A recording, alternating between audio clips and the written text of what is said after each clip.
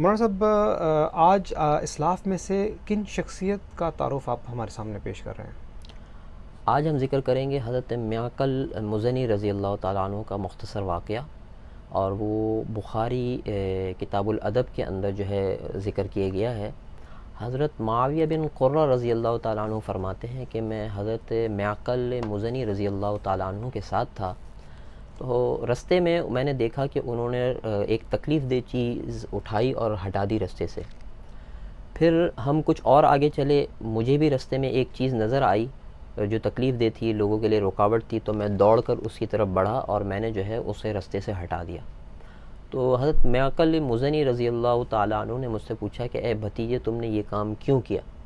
تو میں نے کہا کہ میں نے آپ کو پہلے یہ کام کرتے دیکھا تھا کہ آپ نے رستے سے ایک تکلیف دہ چیز ہٹائی تھی، تو میں نے کہا کہ میں بھی بڑھ کر یہ چیز آگے سے ہٹا دوں۔ تو انہوں نے فرمایا کہ تم نے بہت ہی اچھا کام کیا ہے، اور میں نے رسول اللہ صلی اللہ علیہ وسلم کو فرماتے ہوئے سنا ہے کہ جو کوئی مسلمان کسی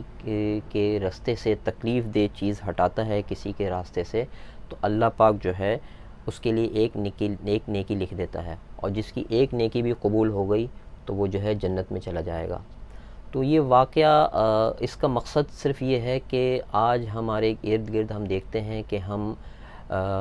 ہر جگہ رستوں میں اور لوگوں کے گزرنے کی جگہوں پر ہم تکلیف دہ چیزیں پڑی ہوتی ہیں، جہاں پر گندگی بھی ہوتی ہے، پتھر بھی ہوتے ہیں، اور ایسی ضرورت سے زائد چیزیں جو ہماری ضرورت کی نہیں ہوتی ہم سڑکوں پر یا رستوں میں گلیوں میں ڈال دیتے ہیں، یا ہمارے گھر سے کوئی گندگی کیچڑ وغیرہ نکلتا ہے، گھروں کے باہر پڑا ہوتا ہے جس سے لوگوں کو تکلیف ہوتی ہے۔ تو اولاً تو تکلیف دینا حرام ہے، اس سے بچیں، یہ تکلیف نہ پہنچائیں۔ دیگر یہ ہے کہ اگر ایسی چیز رستے میں نظر آتی ہے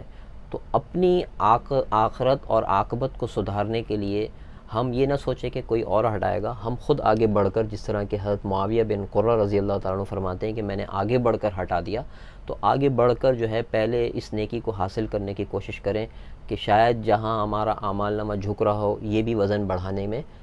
کام آ جائے اور جنت میں داخلے کا ذریعہ بن جائے۔ بے شک۔ اس کے علاوہ دوسری چیز اس حدیث میں یہ بھی سمجھ میں آتی ہے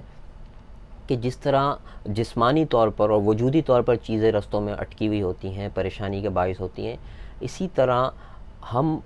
اپنے معاملات کے اندر، اپنی گفتگو کے اندر، اپنے رویوں کے اندر بہت ساری چیزیں لوگوں کے لیے ایسی کھڑی کر دیتے ہیں جو ان کے آگے بڑھنے میں رکاوٹ پیدا کرتی ہیں، اور ان کی ترقی یا ان کے فائدے میں جو ہے رکاوٹ پیدا کرتے ہیں، جو ہمارا کہ کردار ہوتا ہے یا ہماری گفتگو یا ہماری کوئی بات ہوتی ہے۔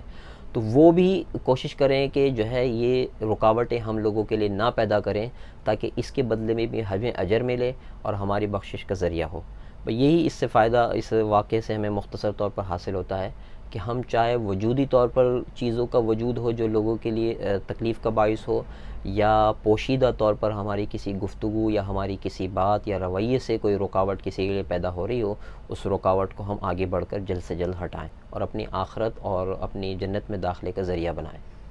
جزاک اللہ خیر مولانا صاحب۔